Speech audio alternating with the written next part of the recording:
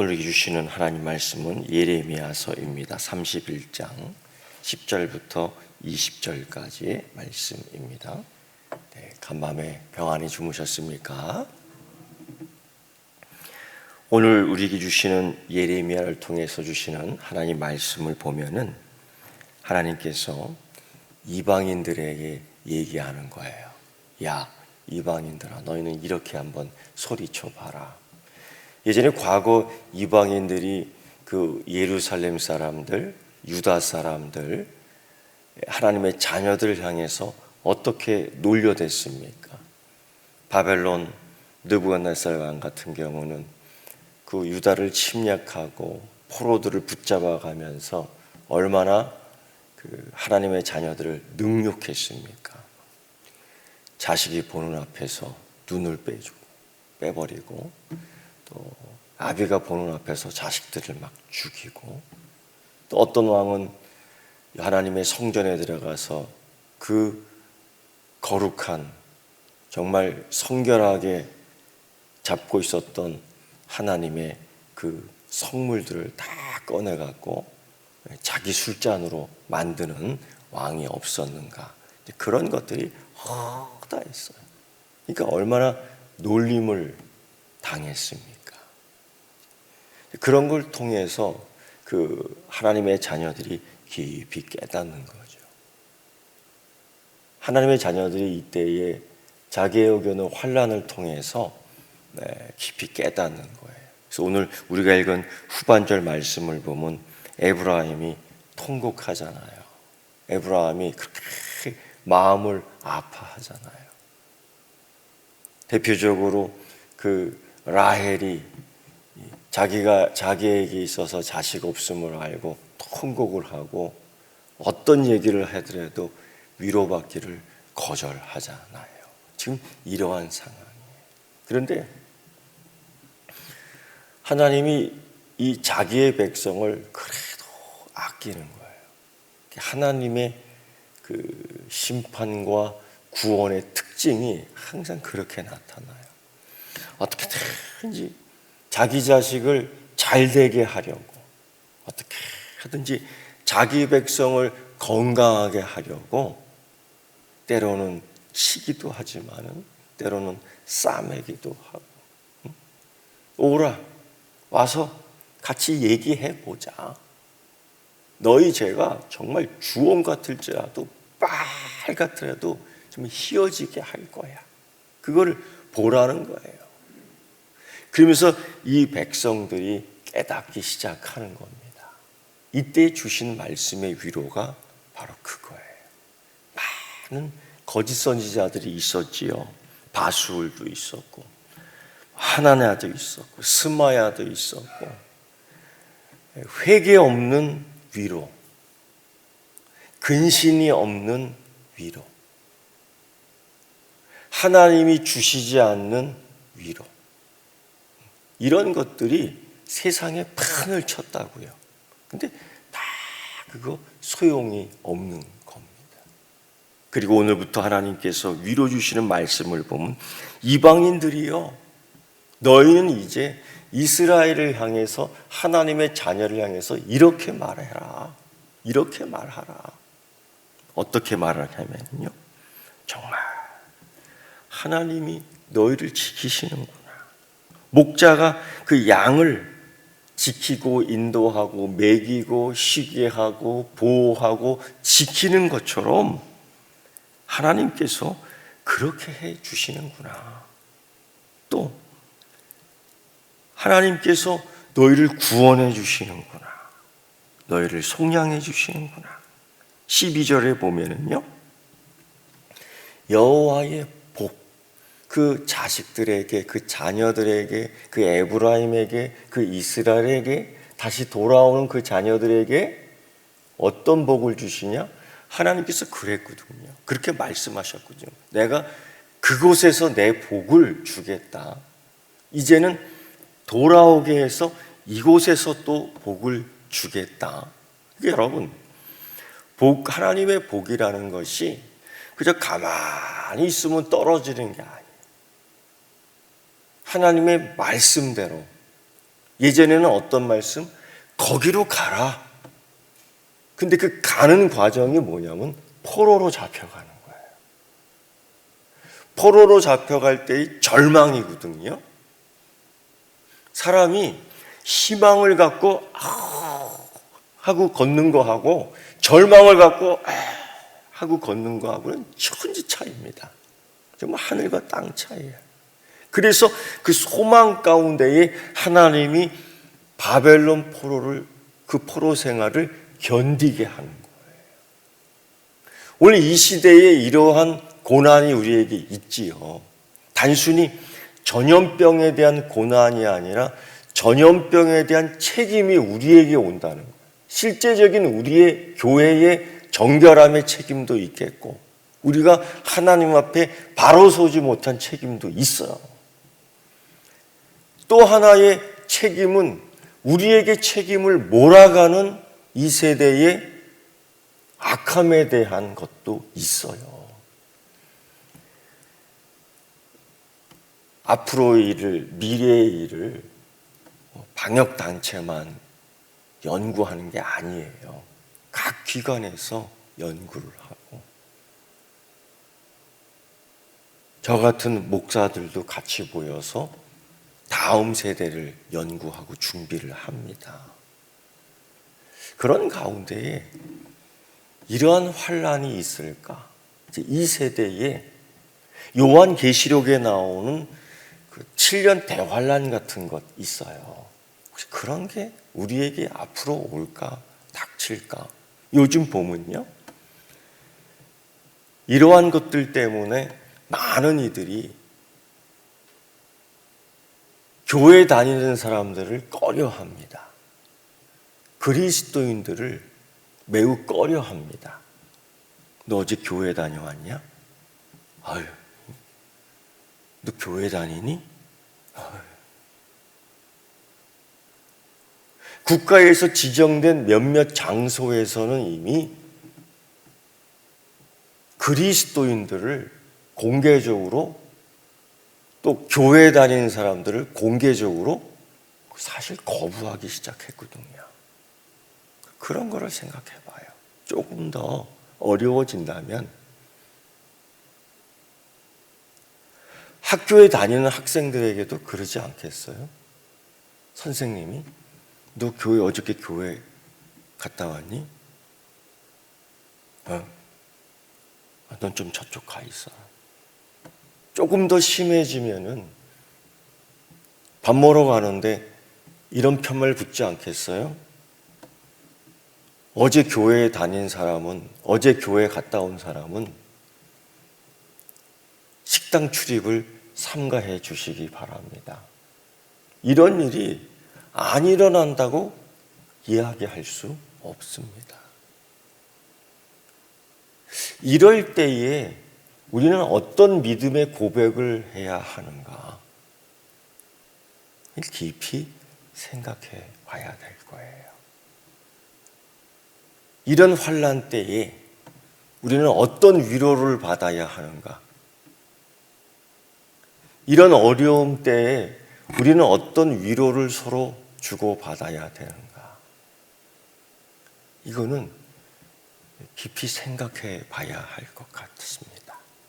그러면서 오늘 이 말씀을 보면서 그런 것들을 다 경험하며 정말 절망할 수 없고 좌절할 수밖에 없고 죽을 수밖에 없고, 오늘 우리가 찬송한 것처럼 참 어려운 일 많이 겪었고, 그런데 하나님이 결정적으로 이제 이방인들에게부터 들려오는 소리가 달라지는 거예요.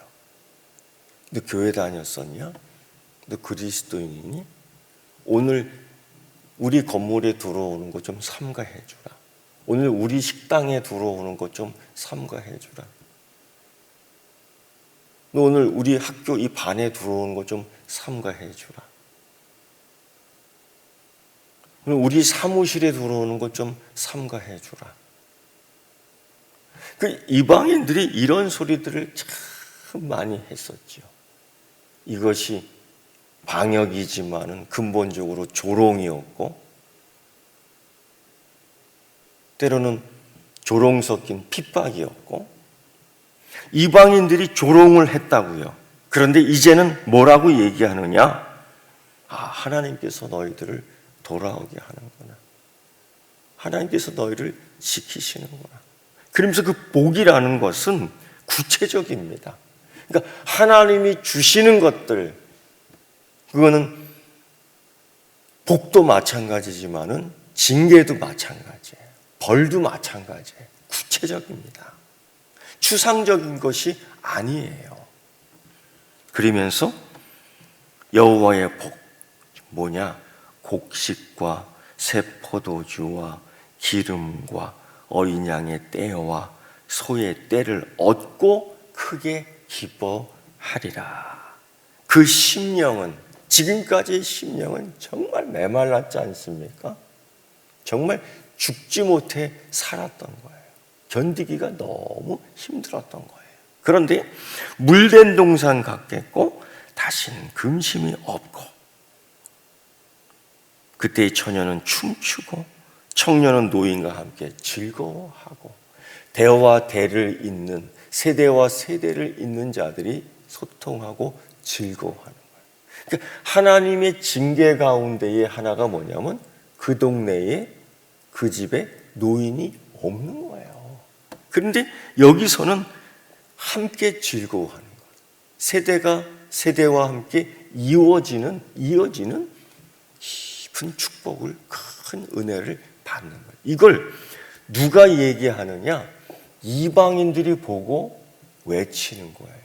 야, 이제 너희들 하나님 축복을 받는구나. 야, 너희들 때문에 사는구나. 너희들이 축복의 통로구나. 아니, 아까까지는 정말 이 백성들이 죄인이었다. 그런데 이 소리를 들을 때에 오늘 라헬도 그렇고 에브라임도 그렇고 스스로 탄식하는 거예요. 이 위로받기를 거절하는 거예요. 왜? 당장 눈앞에 이런 것들이 없잖아요. 당장 눈앞에. 그런데 여러분, 하나님의 성품, 하나님의 말씀을 들어 우리가 알고 있어요. 역사 속에 나타난 하나님의 행하신 일들을 우리가 알고 있어요. 왜? 하나님은 말씀하신 바를 이루시는 줄 믿습니다. 하나님은 말씀하시는 바를 성취하시는 하나님이신 줄 믿습니다. 그러면서 하나님께서 그 자기 백성이 탄식하는 걸 보았어요. 자기 자녀들이 참으로 고난받는 걸 보았어요.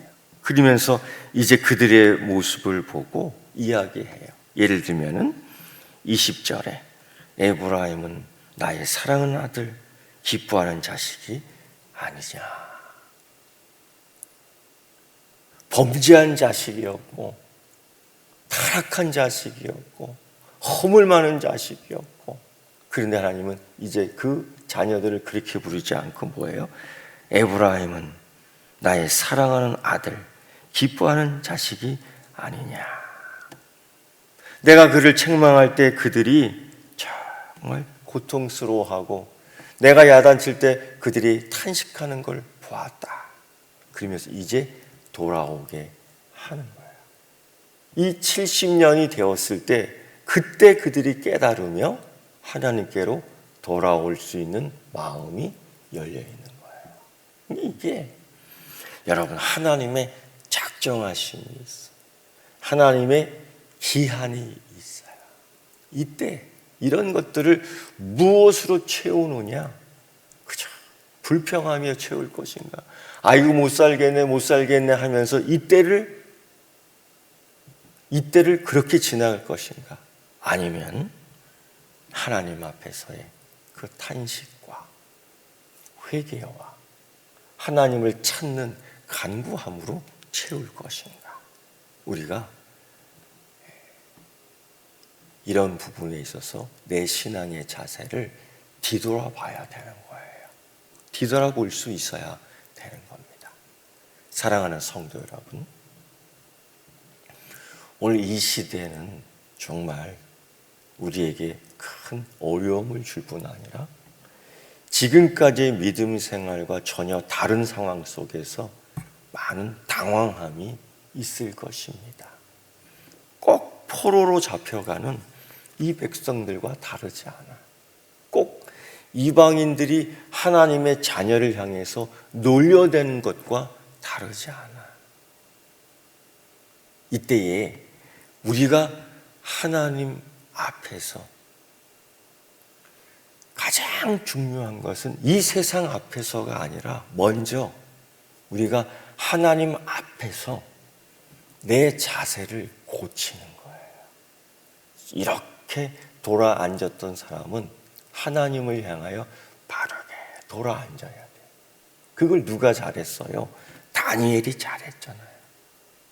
예루살렘 성전을 향해서 자기 자세를 고치고 날마다 하나님을 찾는 것에 게으르지 하지 않고 자기 자신을 복종케 했다고요. 세상의 눈초리에, 세상의 이 주목에 개의치 않고 자기 자신을 잘 지켜나갔고, 두 번째로 그 하나님과의 관계를 올바르게 하면서 이 세상을 향한 기준이 되어 갔어요. 그래서 그 포로로 잡혀간 다니엘이 어려움을 겪었으면서도 불구하고, 사자굴에 들어갔으면서도 불구하고, 그 왕이 다음날 아침에 다니엘을 확인하고 살아있음을, 그의 하나님이 그를 지키심을 보면서, 야, 너희들도 다니엘만큼만 그 하나님을 믿어라. 이게 왕이 했던 소리예요. 너희들도 살아계신 그 하나님, 다니엘의 하나님을 믿어라. 세상을 향한 기준이 돼야 됩니다. 교회가, 그리스도인이 이거를 회복하는 그 순간까지, 이거를 깨닫는 그 순간까지 하나님은 그 시간을 지키십니다. 이 시간 안에 우리가 다시금 교회가, 하나님의 자녀가 정결할 수 있는, 회복할 수 있는 여러분 되기를 위로하고 축복합니다. 기도하겠습니다. 하나님, 우리 하나님께서 우리를 지키시고 복 주시기로 작정한 이때에, 그 기간 동안의 고난에 우리가 하나님 들어가 있습니다. 불평과 어려움의 이야기만 할 것인가? 아니면 하나님의 뜻을 구하며 다니엘처럼 금식하고 기도할 것인가? 하나님의 자녀의 자세를 되찾게 하여 주시고, 이 세상의 눈초리에 기죽기 이전에 하나님을 향한 올바른 바른 자세를 갖추게 하여 주시옵소서. 그리하여 지금까지 바르게 교회의 사명과 목적대로 하지 못했다면, 이제부터 하나님이 원하는 자녀처럼, 내 사랑하는 자녀 에브라임이라고 부름을 받았던 것처럼 온 그리스도인 하나님의 자녀들이 그러한 부름을 받게 하시고, 교회가 이 세상의 기준이 될 수 있는 거룩함을 되찾게 하여 주시옵소서. 하나님, 전염병을 다스려 주시옵소서. 하나님, 이 세상의 통치자이심을, 온 우주의 통치자이심을 믿습니다. 하나님께서 70년의 기간 동안에 그 자녀를 붙들어 주신 것처럼, 하나님, 많은 시간이 흘러가며 사람들이 고난 가운데, 고통 가운데 있습니다. 치료하여 주시고 회복시켜 주시옵시고, 이 질병을 다스려 주시옵소서. 예수님의 이름으로 기도드리옵나이다. 아멘.